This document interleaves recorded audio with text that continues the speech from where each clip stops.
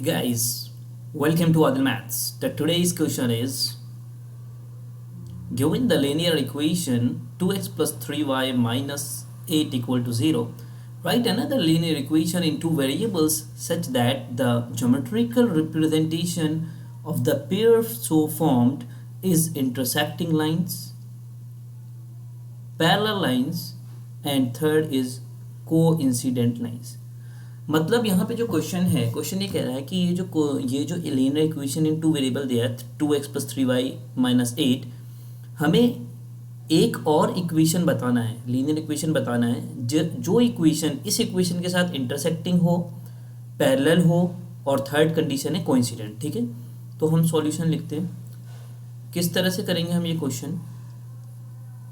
पहले हम ये देखेंगे कि हमारे पास जो लाइन है वो ये है 2x plus 3y minus 8 is equals to 0। अब हमें पता है कि इंटरसेक्टिंग लाइन अगर होती है तो उसकी कंडीशन क्या होती है, मैं यहाँ लिख रहा हूँ a1 अपॉन a2। ये इंटरसेक्टिंग लाइंस की कंडीशन होती है काहे की कोफिशिएंट्स की, काहे की है ये कोफिशिएंट्स की। a1 क्या होता है, एक्स का कोफिशिएंट इन इक्वेशन 1 और a2 एक्स का coefficient in equation 2 is equals to होता है b1 upon b2। For intersecting के लिए होता है a1 upon a2, sorry a1 upon a2 does not equal to b1 upon b2। तो यहाँ a1 क्या है, 2 है, तो हम एक ऐसी इक्वेशन बनाएंगे जो ये कंडीशन फॉलो करे। एक दूसरी एक इक्वेशन लेंगे जो ये कंडीशन फॉलो करे। तो देखिए a1 यहाँ पे 2 है, तो मैं दूसरी इक्वेशन ले लेता हूँ, required equation.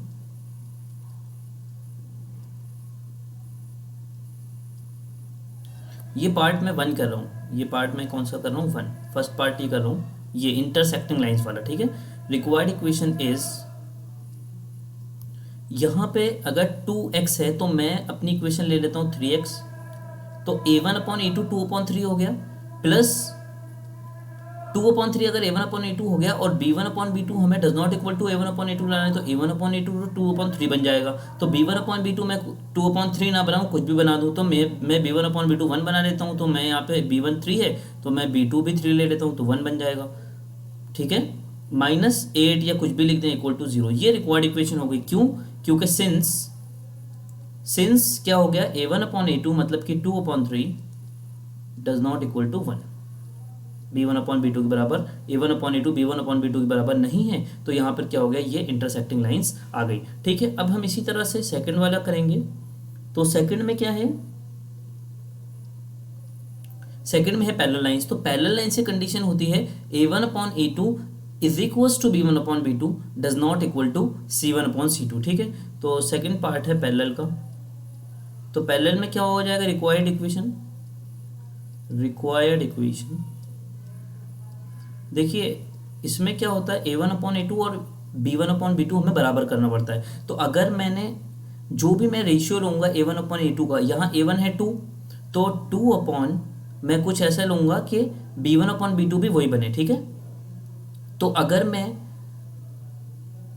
2x upon 2x ले लूँ तो a1 अपॉन a2 1 हो जाएगा, और 3y वहाँ पर है, मैं यहाँ पर भी 3y ले लूँ तो a1 अपॉन a2 भी 1 हो गया और b1 अपॉन b2 भी 1 हो गया। तो देखिए पहले कंडीशन क्या होती है, मैं यहाँ लिख देता हूँ a1 upon a2 is equals to b1 upon b2 does not equals to c1 upon c2। ठीक है, तो यहाँ c1 क्या है, -8, तो मैं यहाँ पे ले लेता हूँ c2 -10 इक्वल टू 0।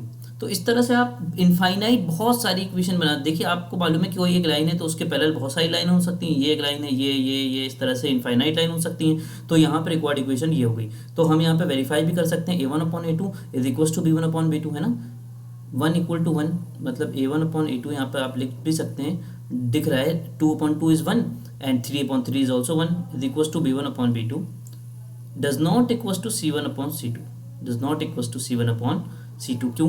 क्योंकि c1 upon c2 is not 1, -8 upon -10 is not equal to 1। तो यहाँ पे ये हो गया पैरेलल लाइंस। अब हमें थर्ड कंडीशन है कोइंसिडेंट। थर्ड क्या है, कोइंसिडेंट। तो कोइंसिडेंट कैसे आएगी, देखिए तो मैं लिखता हूँ यहाँ condition number third, coincident line. अगर हमें किसी भी लीनियर इक्वेशन की कोइंसिडेंट निकालना है तो हम क्या करते हैं, उस पूरी लीनियर इक्वेशन को किसी भी कांस्टेंट से हम मल्टीप्लाई कर देते हैं। ठीक है, तो ये जो यहाँ पर इक्वेशन है 2x प्लस 3y माइनस 8, तो मैं इसको अगर 2 से मल्टीप्लाई कर दूं तो रिक्वायर्ड इक्वेशन क्या आ जाएगी, required equation two times of मैं करूंगा 2x plus 3y minus 8 is equal to 0, मतलब कि ये आ जाएगा 4x plus 6y minus 16 equal to 0। इस तरह से जैसे मैंने 2 से मल्टीप्लाई किया, आप कोई से भी कांस्टेंट से मल्टीप्लाई करेंगे तो जो इक्वेशन आएगी वो इक्वेशन हमारी इस इक्वेशन की कोइंसिडेंट आएगी। ठीक है, वो कैसे आती है? वो ऐसे आती है, इसकी कंडीशन होती है a1/a2 is equal to b1/b2 is equal to c1/c2। इसकी कंडीशन क्या होती है? a1/a2 is equal to b1/b2 is equal to c1/c2। तो ये कंडीशन यहाँ पे आएगी। देखिए 2/4 इज 1/2, 3/6 इज ऑल्सो 1/2, क्योंकि वहाँ b1 वहाँ 3 है, यहाँ b2 6 है। -8/-16 is also 1/2। So a1/a2 is equal to b1/b2 is equal to c1/c2 यहाँ पर आ गया। ठीक है, तो यहाँ से हमको मिल गया कि ये जो लाइन आई है 4x प्लस 6y माइनस 16, ये लाइन कोइंसिडेंट होगी 2x plus 3y minus 8 equal to 0। So guys, आपको अगर समझ में आया कॉन्सेप्ट कि किस तरह से इंटरसेक्टिंग पैरेलल लाइंस और कोइंसिडेंट लाइंस निकालते हैं किसी गिवन इक्वेशन के, तो आप सब्सक्राइब और लाइक करना बिल्कुल भी ना भूलें। आते रहिए हमारे चैनल आदिल मैथ्स पर। Thank you.